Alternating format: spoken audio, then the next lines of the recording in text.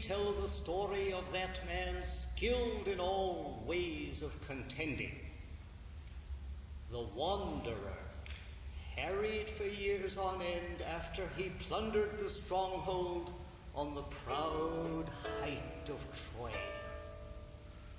He saw the townlands and learned the minds of many distant men, and weathered many bitter nights and days in his deep heart at sea, while he fought only to save his life, to bring his shipmates home. But not by will nor valor could he save them, for their own recklessness destroyed them all. Children and fools, they killed and feasted on the cattle of Lord Helios the sun, and he who moves all day through heaven took from their eyes the dawn of their return. Of these adventures, Muse, daughter of Zeus, tell us in our time. Lift the great song again. Begin when all the rest who left behind them headlong death in battle or at sea had long ago returned, while he alone still hungered for home and wife. Her ladyship Calypso clung to him in her sea-hollowed caves, a nymph immortal and most beautiful, who craved him for her own.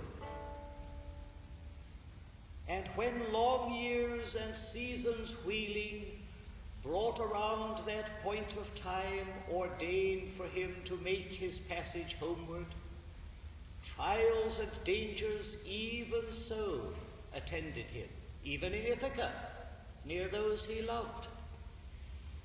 Yet all the gods had pitied Lord Odysseus, all but Poseidon, raging cold and rough against the brave king till he came ashore at last on his own land. But now that god had gone far off among the sunburnt races, most remote of men, at earth's two verges, in sunset lands and lands of the rising sun, to be regaled by smoke of thigh bones burning, haunches of ram and bull 100-fold. He lingered, delighted, at the banquet side. In the bright hall of Zeus, upon Olympus, the other gods were all at home, and Zeus, the father of gods and men, made conversation, for he had meditated on Aegisthus, dead by the hand of Agamemnon's son Orestes, and spoke his thought aloud before the pall. My word, how mortals take the gods to task! All their afflictions come from us, we hear. And what of their own failings? Greed and folly double the suffering in the lot of man. See how Aegisthus, for his double portion, stole Agamemnon's wife and killed the soldier on his homecoming day. And yet Aegisthus knew that his own doom lay in this. We gods had warned him, sent down Hermes Argefontes, our most observant courier, to say, don't kill the man, don't touch his wife, or face a reckoning with Orestes the day he comes of age and wants his matrimony. Friendly advice, but would Aegisthus take it? Now he has paid the reckoning in full. The grey-eyed Athena, daughter of Zeus, replied, O Majesty, O Father of us all, that man is in the dust indeed, and justly. so perish all who do what he had done. But my own heart is broken for Odysseus, the mastermind of war, so long a castaway upon an island in the running sea, a wooded island in the sea's middle, and there's a goddess in the place, daughter of one whose baleful mind knows all of the deeps of the blue sea, Atlas, who holds the columns that bear from land the great thrust of the sky. His daughter will not let Odysseus go, poor mournful man. She keeps on coaxing him with her beguiling talk to turn his mind from Ithaca. But such desire is in him merely to see the hearth smoke leaping upward from his own island, that he longs to die. Are you not moved by this, Lord of Olympus? Had you no pleasure from Odysseus' offerings beside the Argive ships on Troy's wide seaboard? O Zeus, what do you hold against him now? To this the summoner of cloud replied, My child, what strange remarks you let escape you. Could I forget that kingly man Odysseus? There is no mortal half so wise, no mortal gave so much to the lords of open sky. Only the god who laps the land in water, Poseidon, holds the fighter an old grudge, since he poked out the eye of Polyphemus, brawniest of the Cyclopes. Who bore that giant lout? Phoosa, daughter of Phorcys, an offshore sea lord, for the nymph had lain with Lord Poseidon in her hollow caves. Naturally the god, after the blinding, mind you, he does not kill the man, he merely buffets him away from home. But come now, we are all at leisure here. Let us take up this matter of his return, that he may sail. Poseidon must relent, for being quarrelsome will get him nowhere. One god flouting the will of all the gods? The grey-eyed goddess Athena answered, O Majesty, O Father of us all, if it now please the blissful gods that wise Odysseus reach his home again, let the wayfinder Hermes cross the sea to the island of Ogygia. Let him tell our fixed intent to the nymph with pretty braids, and let the steadfast man depart for home.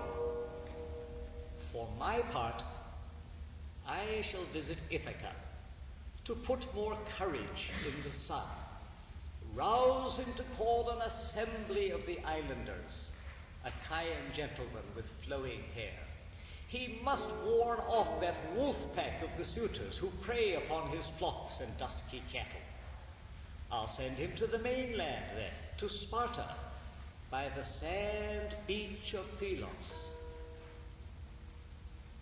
Let him find news of his dear father where he may, and win his own renown around the world. She bent to tie her beautiful sandals on, embossed gold, and took the great haft of her spear in hand.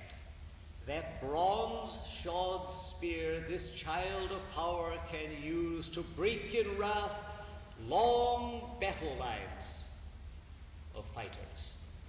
Flashing down from Olympus' height she went to stand in Ithaca before the manor, just at the gate side of the court. She seemed a family friend, the Taphian captain Mentes, with a light hand on her spear. Before her eyes she found the lusty suitors casting dice inside the gate, at ease on hides of oxen they had killed. Their own retainers made a busy sight, with houseboys mixing bowls of water and wine, or sopping water up in sponges, wiping tables to be placed about in hall, or butchering whole carcasses for roasting.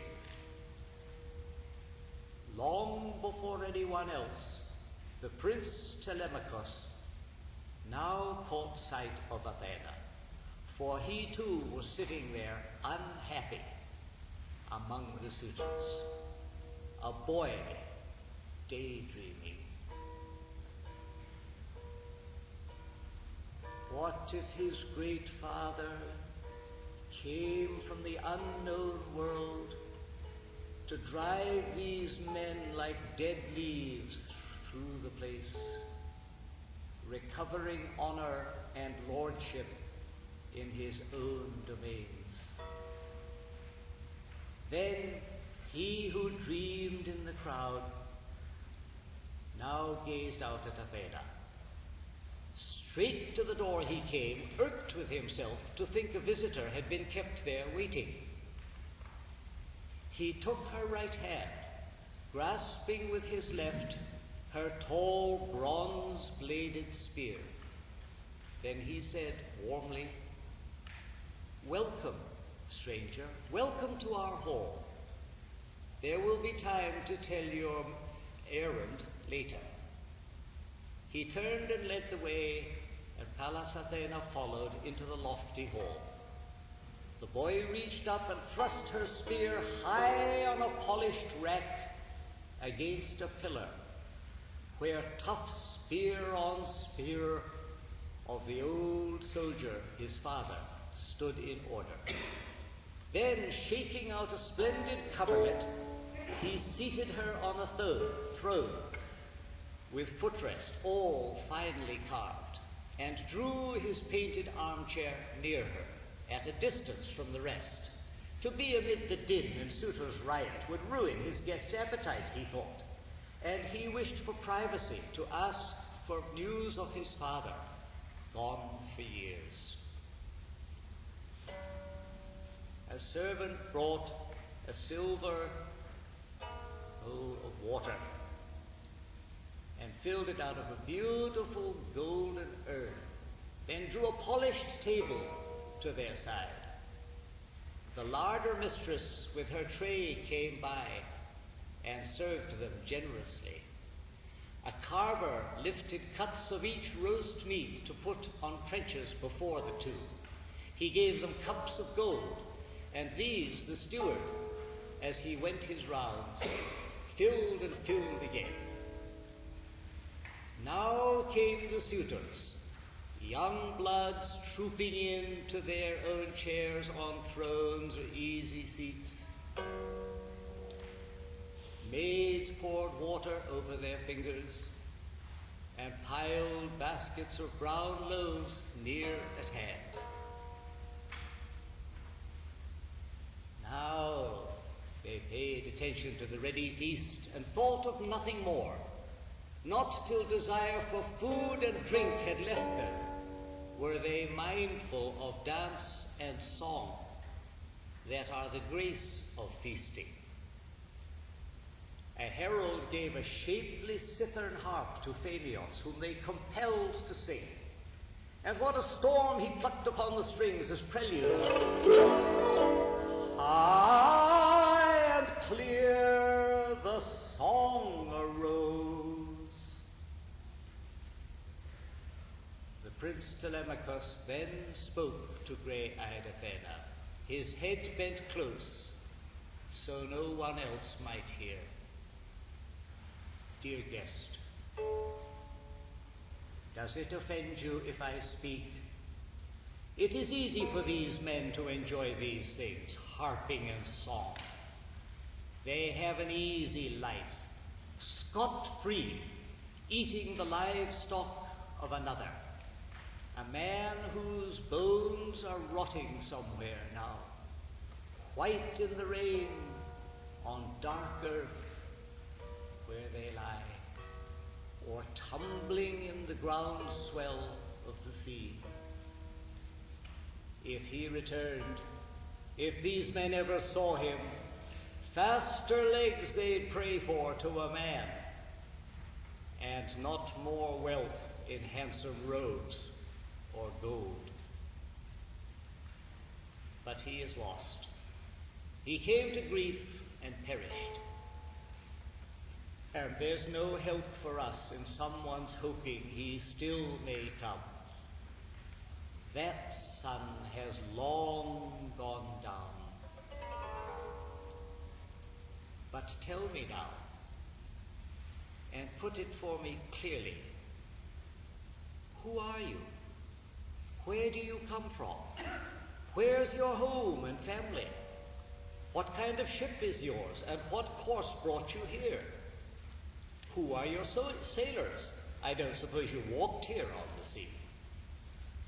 The gray-eyed goddess replied, Friend, as you ask, I can account most clearly for myself. Mentes I am called, son of the veteran Anchialos. I rule seafaring Taphos. As for my sailing here, the tale was your father had returned. Therefore I came. I see the gods delay him. But never in this world is Odysseus dead, only delayed somewhere on the wide sea, upon some island with wild islanders. Savages they must be to hold him captive. Well, I will forecast for you, since the gods put the strong feeling in me. I see it clearly, and I'm no prophet, no adept in birdsides. He will not now be long away from Ithaca, his father's dear land. Though he be in chains, he'll scheme a way to come. He can do anything. But tell me now, and make this clear to me. You must be by your looks Odysseus' boy. And thoughtfully Telemachus replied, Friend, I will put it in the plainest way. My mother says I am his son. I know not, surely, who has known his own engendering. I wish at least I had some happy man as father, growing old in his own house. But unknown death and silence are the fate of him that, since you ask, we call my father. The gray-eyed Athena then said, Now tell me this, and make this clear to me. What gathering, what feast is this? Why here?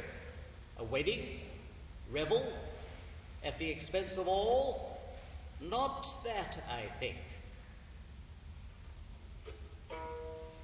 How rude they seem, these gluttons, making free here in your house.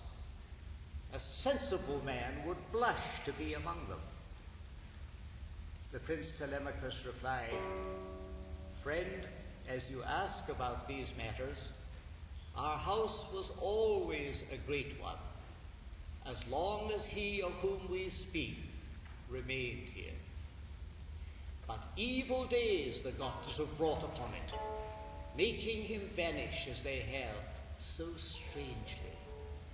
For now the lords of the islands, Dolichion and Same, wooded Zakynthos, and rocky Ithaca's young lords as well, are here courting my mother. And they use our house as though it were a house to plunder. Spurn them she dare not, nor can she bring herself to choose among them. Meanwhile they eat their way through all we have, and when they will, they can demolish me.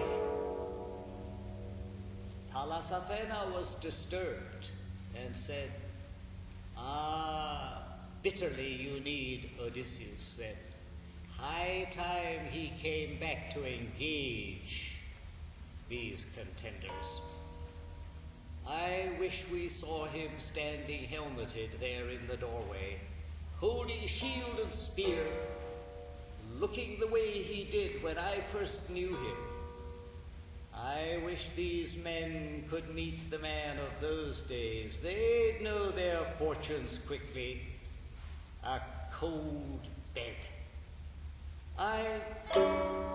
But it lies upon the god's great knees whether he can return and force a reckoning in his own house or not. If I were you, I should take steps to make these men disperse. Listen now and attend to what I say. At daybreak, call the islanders to assembly, and speak your will, and call the gods to witness. The suitors must go scattering to their homes. Then, here's a course for you, if you agree. Get a sound craft afloat with 20 oars, and go abroad for news of your dear father. Perhaps some traveler's tale, or rumored fame, issued from Zeus himself in the world of men. If you should learn that he is still alive and coming home, you could hold out a year. But if you hear that he is dead and gone, then you can come back to your own dear country and raise a mound for him and burn his gear with all the funeral honors due the man. Then give your mother to another husband. When you have done all this, or seen it done, it will be time to ponder concerning these contenders in your home, how you should kill them, outright or by guile. You need not bear this insolence of theirs. You are a child no longer. Have you heard what glory young Orestes won when he cut down that two-faced man Aegisthus for killing his illustrious father? Dear friend, you are tall and well set up, I see. Be brave, you too, and men in times to come will speak of you respectfully. Now I must go. My crew will grumble if I keep them waiting. Look to yourself. Remember what I told you. With this, Athena left him as a bird rustles upward, off and gone. But as she went, she put new spirit in him, a new dream of his father, clearer now, so that he wondered to himself, divining that a god had been his guest. Telemachus' bedroom was above the court, a kind of tower with a view all round. Here he retired to ponder in the silence, and all night long, wrapped in the finest fleece, he took in thought the course Athena gave him.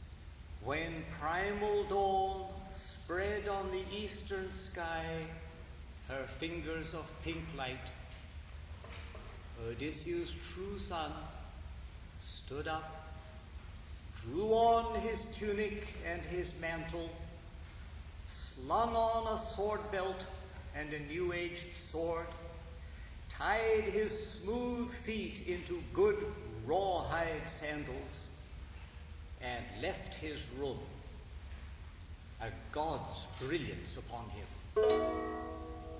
He found the criers with clarion voices and told them to muster the unshorn Achaeans in full assembly. The call sang out, and the men came streaming in. And when they filled the assembly ground, he entered, spear in hand, with 2 quick hounds at heel. Athena lavished on him a sunlit grace that held the eye of the multitude. Old men made way for him as he took his father's chair. Then, O Lord Aegyptios, bent down and sage with years, opened the assembly. Hear me, Ithacans. Hear what I have to say. No meeting has been held here since our king Odysseus left port in the decked ships.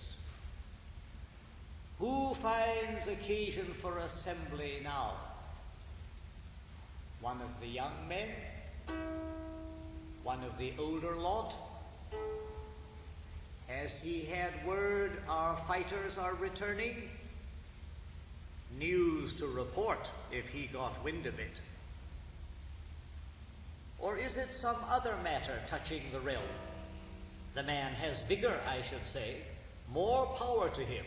Whatever he requires, may Zeus fulfill it. The old man's words delighted Odysseus' son, who kept his chair no longer but stood up, eager to speak in the midst of all the men. The crier Paesanor, master of debate, brought him the staff and placed it in his hand. Then the boy touched the old man's shoulder and said, "No need to wonder any longer, sir, who called this meeting. The distress is mine. As for our troops returning, I have no news to report if I got word of it. Nor have I public business to disclose. Only my need and the trouble of my house, the troubles. My distinguished father is either dead or far away. But now there is this greater evil still.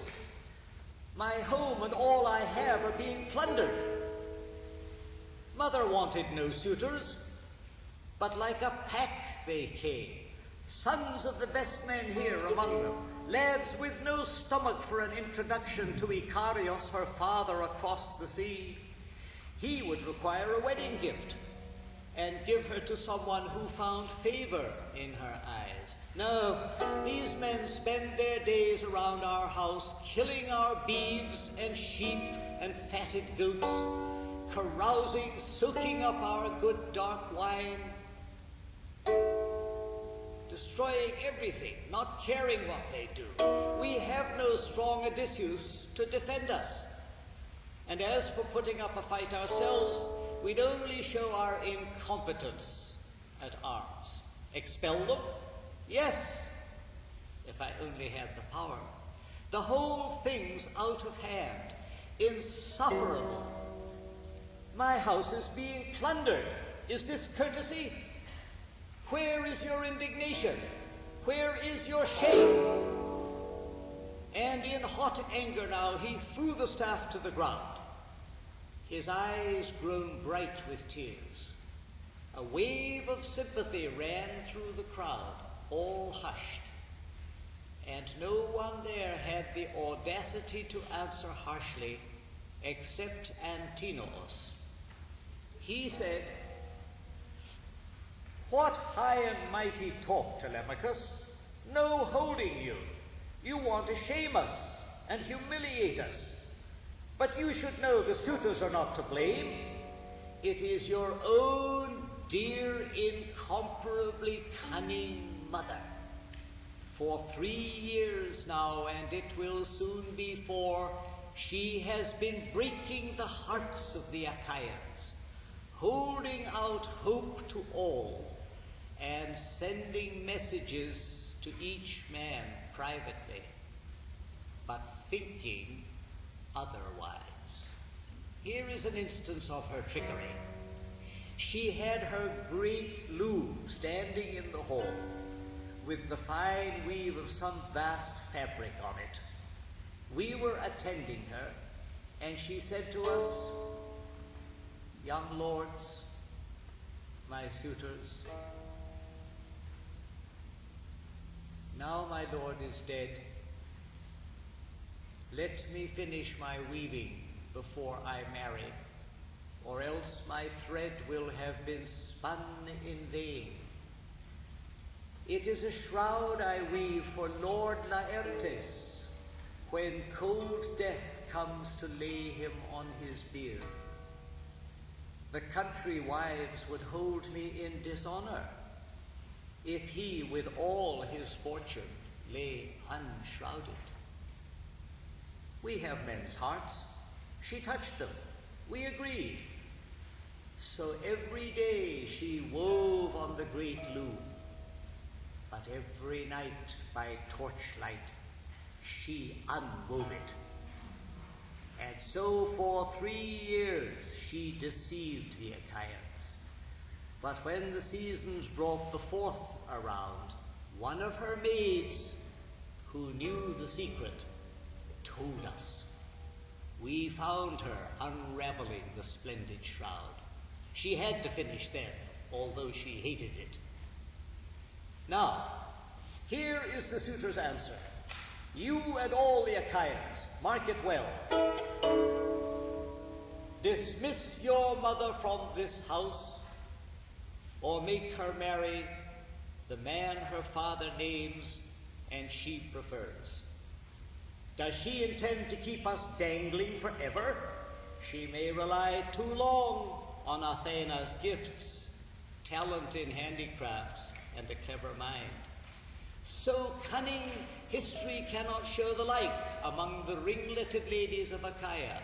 Mycene with her coronet, Alcmene, Tyro, wits like Penelope's never were before. But this time, well, she made poor use of them. For here are suitors eating up your property as long as she holds out.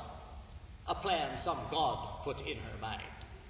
She makes a name for herself, but you can feel the loss it means for you. Our own affairs can wait. We'll never go anywhere else until she chooses an Achaia to her liking." The clear-headed Telemachus replied, "Antinous, can I banish against her will the mother who bore me and looked after me? My distinguished father is dead or far away, but dearly I should pay for this at Icarios' hands if ever I sent her back. The powers of darkness would requite it, too. My mother's parting curse would call hell's furies to punish me, along with the scorn of men. No, I can never give the word for this. But if your hearts are capable of shame, leave my great hall and take your dinner elsewhere. Consume your own livestock. turn and turn about, use one another's houses. If you choose to slaughter one man's livestock and pay nothing, this is rapine, and by the eternal gods, I pray Zeus, you shall find a slaughter here, and nothing paid for it. Now, Zeus, who views the wide world, sent a sign to him, launching a pair of eagles from a mountain crest in gliding flight down the soft blowing wind, wingtip to wingtip, quivering taut, companions, till high above the assembly of many voices, their dense wings beating, they wheeled, and in havoc dropped on the heads of the crowd. A deathly omen, wielding their talons, tearing cheeks and throats, then veered away on the right hand through the city.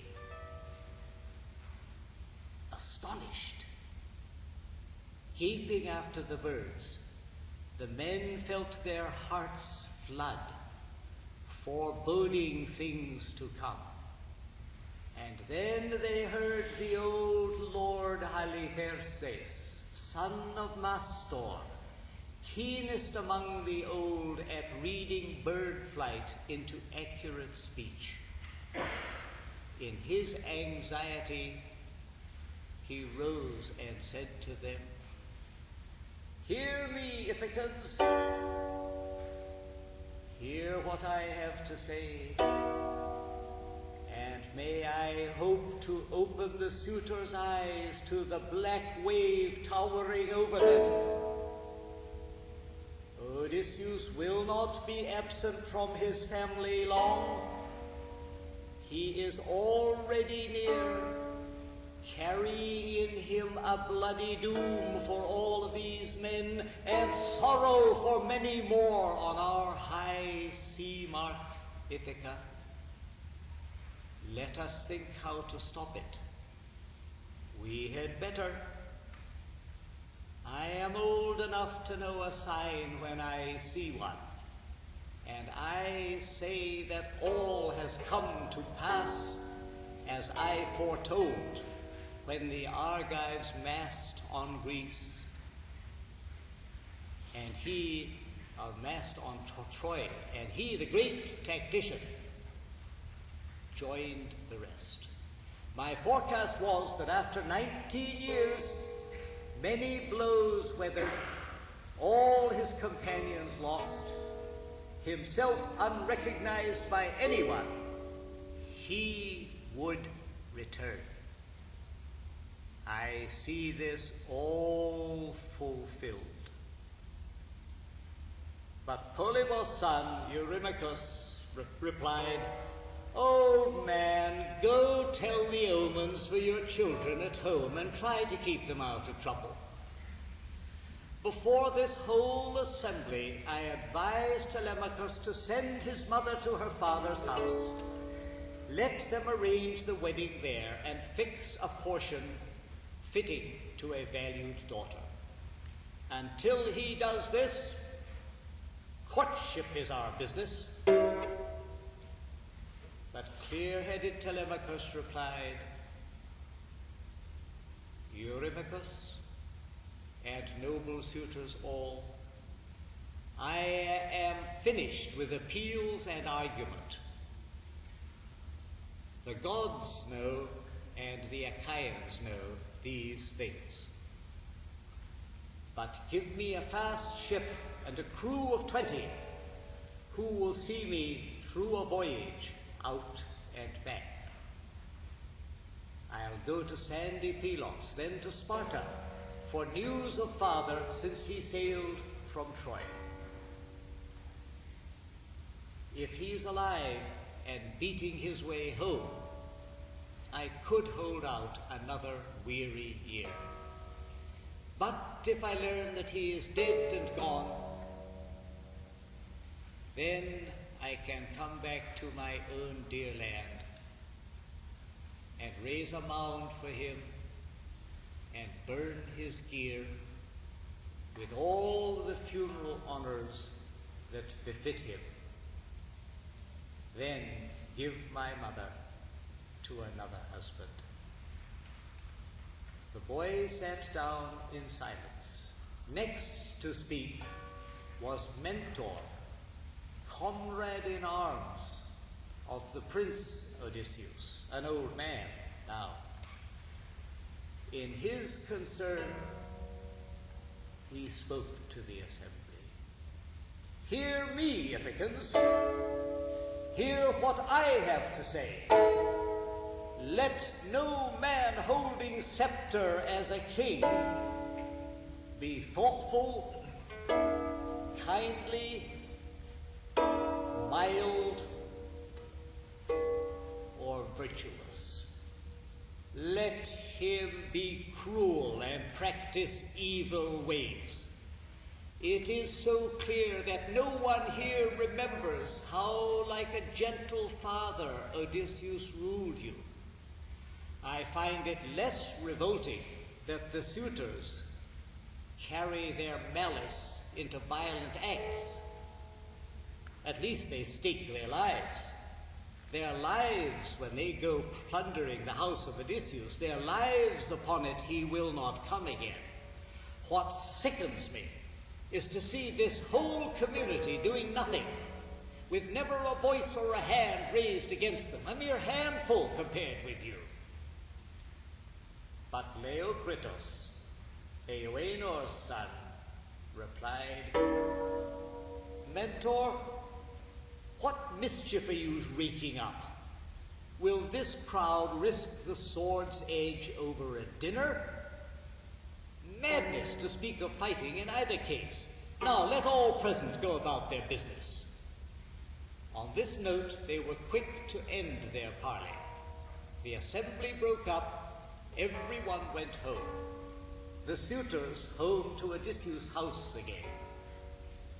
But Telemachus walked down along the shore and washed his hands in the foam of the grey sea. Then said this prayer.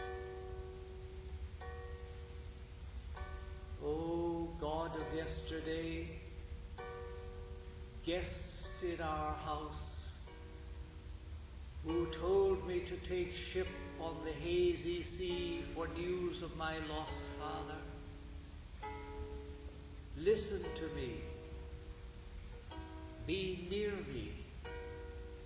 The Achaeans only wait or hope to hinder me. The damned, insolent suitors most of all. Athena was nearby and came to him, putting on Mentor's figure and his tone, the warm voice in a lucid flight of words. Telemachus, you need not linger over going to sea. I sailed beside your father in the old days. I'll find a ship for you and help you sail her. Meanwhile, go home as though to join the suitors. But get provisions ready in containers, wine in two-handled jugs, and barley meal, the staying power of oarsmen, in skin bags, watertight. I'll go the rounds and call a crew of volunteers together. Hundreds of ships are beached on sea-girt Ithaca. Let me but choose the soundest, old or new. We'll rig her and take her out on the broad sea. This was the divine speech Telemachus heard from Athena, Zeus's grey-eyed daughter. He stayed no longer, but took his heartache home. Meanwhile, the goddess with grey eyes had other business. Disguised as Telemachus, she roamed the town, taking each likely man aside and telling him, "Meet us at nightfall at the ship." Indeed, she asked Noemon, Phroneos' wealthy son, to lend her a fast ship, and he complied. Now, when at sundown shadows crossed the lanes, she dragged the cutter to the sea and launched it, fitted out with tough sea-going gear, and tied it up away at the harbor's edge. Then to Telemachus the grey-eyed goddess appeared once more, with Mentor's form and voice. "Telemachus, your crew of fighting men is ready and waiting at the oars. Come on, no point in holding up the sailing." Pallas Athena turned like the wind running ahead of him. He followed in her footsteps down to the seaside, where they found the ship and oarsmen with flowing hair at the water's edge. Telemachus, now strong in the magic, cried, "Come with me, friends, and get our rations down. They are all packed and ready at home." He turned and led the way, and they came after, carried and packed all in the well-trimmed ship, as the dear son of Odysseus commanded. Telemachus then stepped aboard. Athena took her position aft, and he sat by her. The two-stroke oars cast off the stern hawsers and vaulted over the gunwales to their benches. The grey-eyed Athena stirred them a following wind, soughing from the northwest on the wine-dark sea. And as he felt the wind, Telemachus called to all hands to break out mast and sail.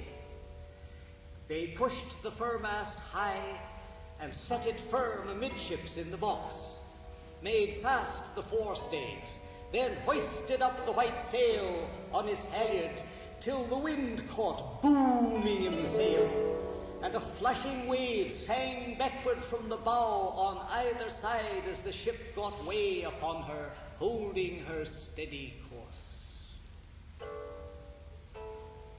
Now they made all secure in the fast black ship, and setting out the wine bowls all abrim, they made libation to the gods, the undying, the ever new, most of all to the grey-eyed daughter of Zeus. And the prow sheered through the night into the dawn.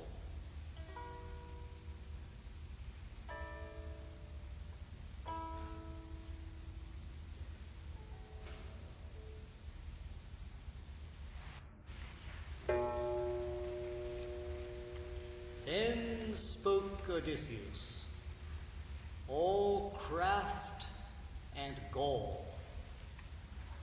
"My lords, contenders for the queen, a passion in me moves me to speak out. Let me try my hand at the smooth bow. Let me test my fingers and my pull to see if any of the old-time kick is there, or if rude, fair, and roving took it out of me." The swineherd had the horned bow in his hands, moving towards Odysseus, when the crowd in the banquet hall burst into an ugly din, shouts rising from the flushed young man.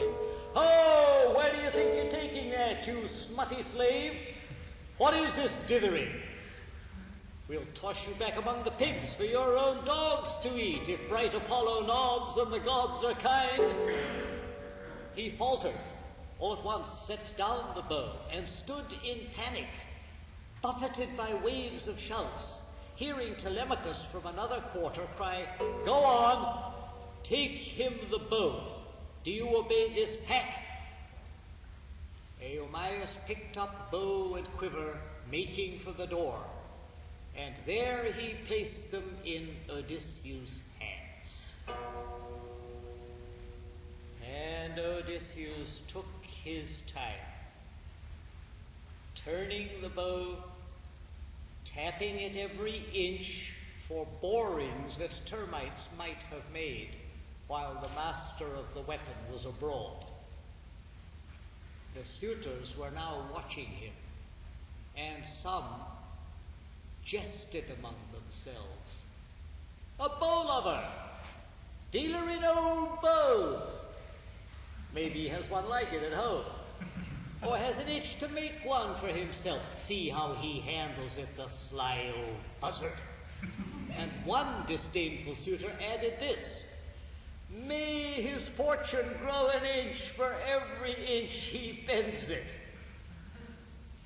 But the man, skilled in all ways of contending, satisfied by the great bow's look and heft, like a musician,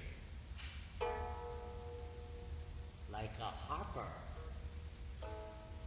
when with quiet hand upon his instrument he draws between his thumb and forefinger a sweet new string upon a peg. So effortlessly Odysseus in one motion strung the bow, then slid his right hand down the cord and plucked it, so the taut gut, vibrating, hummed and sang a swallow's note. In the hushed hall it smote the suitors, and all their faces changed. Then Zeus thundered overhead, one loud crack for a sign, and Odysseus laughed within him that the son of crooked-minded Kronos had flung that omen down. He picked one arrow from his table where it lay bare. The rest were waiting still in the quiver for the young men's turn to come. He knocked it, let it rest across the hand grip, then drew the string and grooved butt of the arrow, aiming from where he sat upon the stool. Now flashed arrow from twanging bow, clean as a whistle through every socket ring, and grazed not one, to thud with heavy brazen head beyond. Then quietly Odysseus said, "Telemachus, the stranger you welcomed in your hall has not disgraced you. I did not miss, neither did I take all day stringing the bow. My hand and I are sound, not so contemptible as the young men said. The hour has come to cook their lordships' mutton. Supper by daylight, other amusements later, with song and harping that adorn a feast." He dropped his eyes and nodded, and the Prince Telemachus, true son of King Odysseus, belted his sword on, clapped hand to his spear, and with a clink and glitter of keen bronze stood by his chair in the forefront, near his father.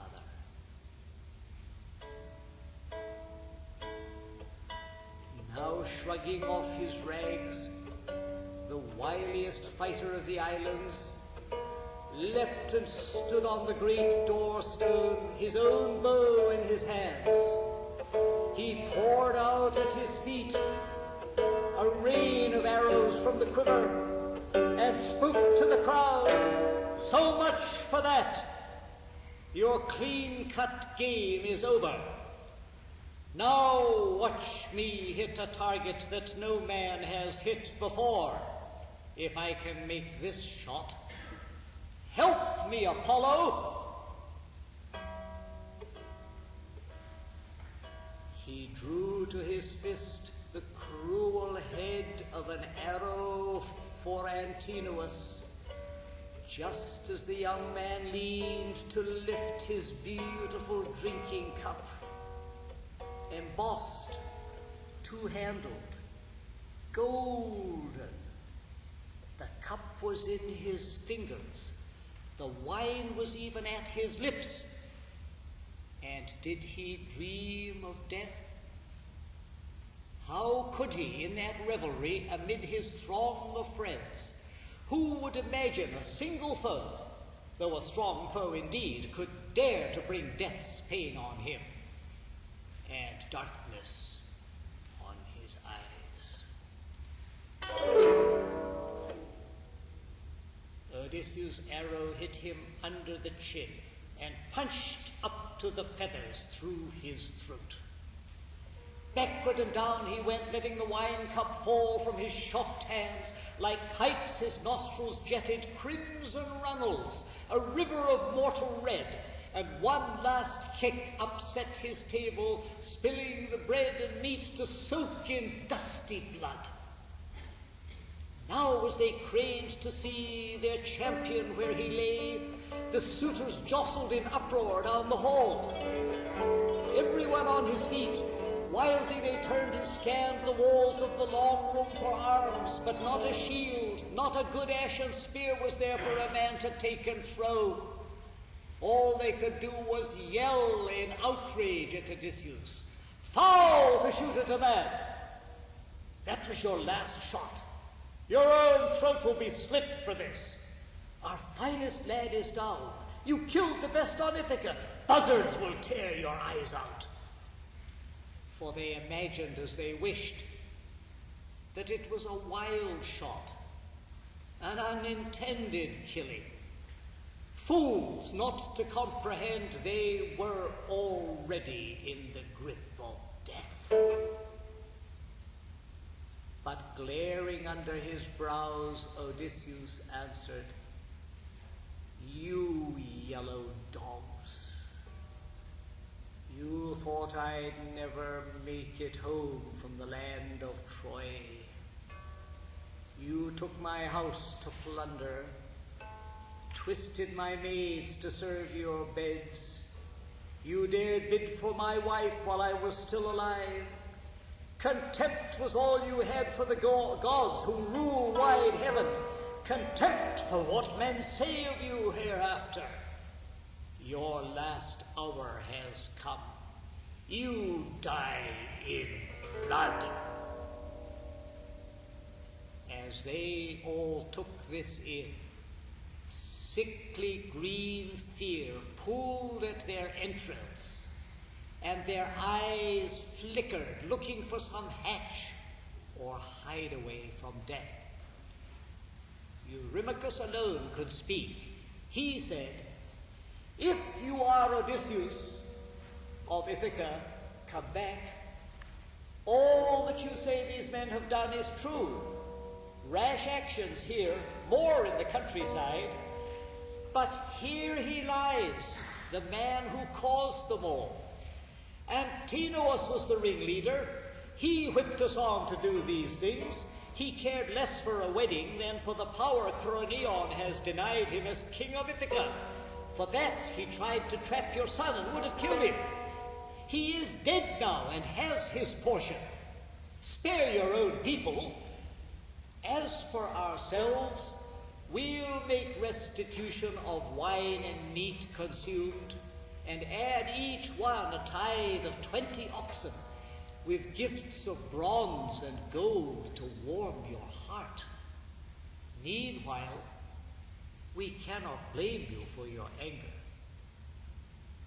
But glaring under his black brows, Odysseus answered, "Not for the whole treasure of your fathers, all you enjoy,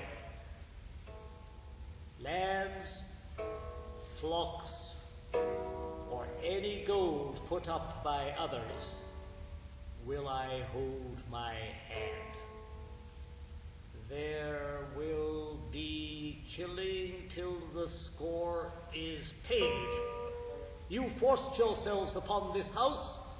Fight your way out, or run for it if you think to escape death. I doubt one man of you skins by."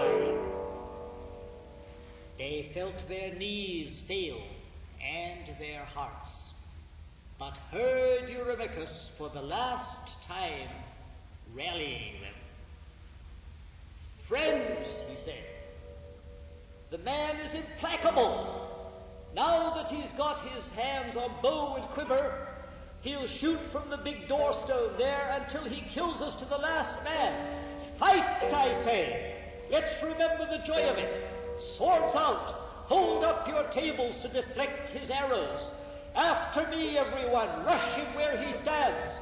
If we can budge him from the door, if we can pass into the town, we'll call out men to chase him. This fellow with his bow will shoot no more." He drew his own sword as he spoke, a broadsword of fine bronze, honed like a razor on either edge, and crying hoarse and loud, he hurled himself at Odysseus.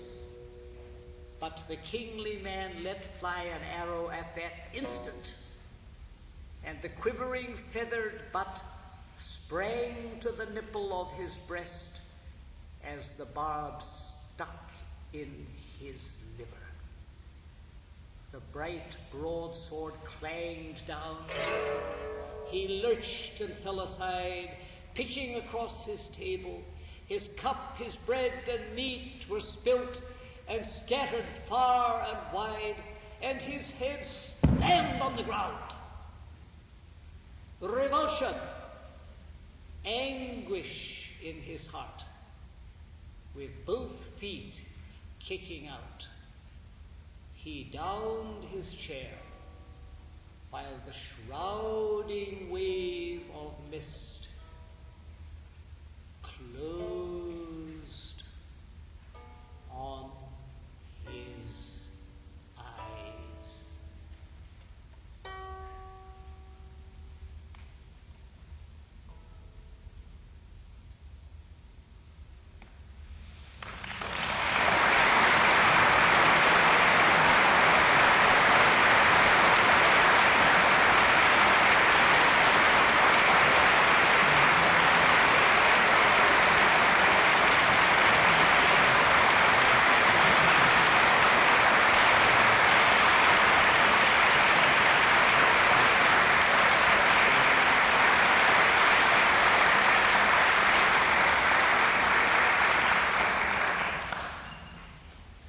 There's only one little piece more that I might do as an encore. It's from Book 12 of the Odyssey, in which the sirens sing their song. If you remember, Odysseus has been warned that the couple of sirens, or sirens, as the Greeks pronounced it, and as Fitzgerald wishes it to be pronounced, are going to sing and try and entice the ship off its course and seduce the men in the ship to their death, so to speak. And he's been warned that the only way to save himself and his ship and his men is to have his men tie him firmly to the mast, and he must fill their ears with wax so they cannot hear the sirens sing. This is the one part of Fitzgerald's translation which he clearly means to be sung. The rest of it is in quite free verse, but the song of the sirens is in metered and rhymed verses, and he means it to be sung. And I've composed a very simple pentatonic melody for it, and so this I really sing. But I'll set the scene for you and give you the lines that lead up to the siren song also.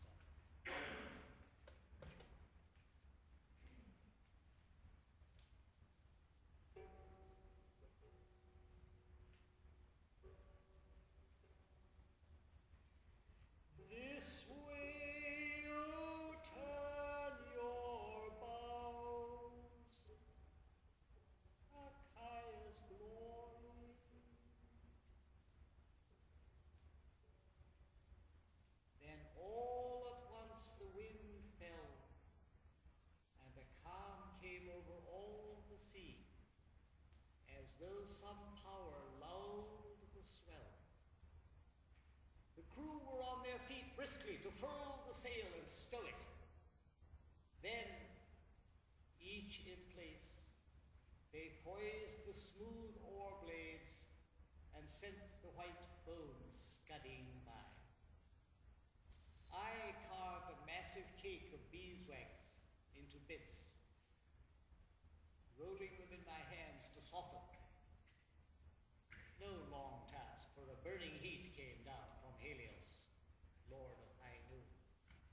Going forward along the line, I carried wax and plastered it thick on their ears. They tied me up then plumb amidships, back to the mast, lashed to the mast, then took themselves again to rowing.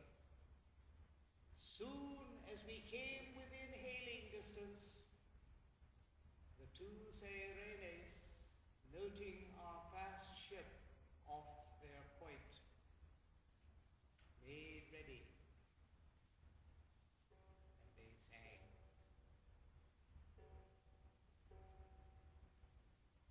This way, oh, turn your bows, Achaea's glory,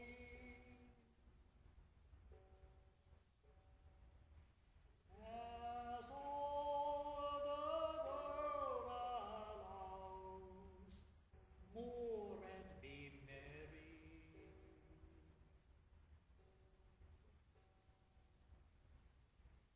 Sweet honeyed notes we sing, like honey twining, from her throat and my throat, who lies a-pining.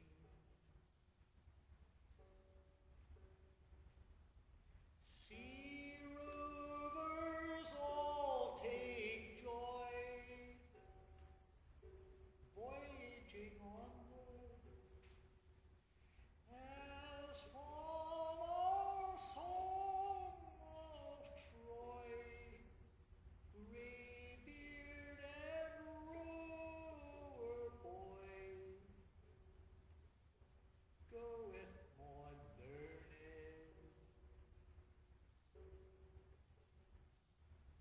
Old deeds on that great field, in the long warfare, dark days the bright gods willed, wounds you bore there. Argos old soldiery, on Troy beach teeming, charmed out of time we see, no life on earth can be hid from our dreaming.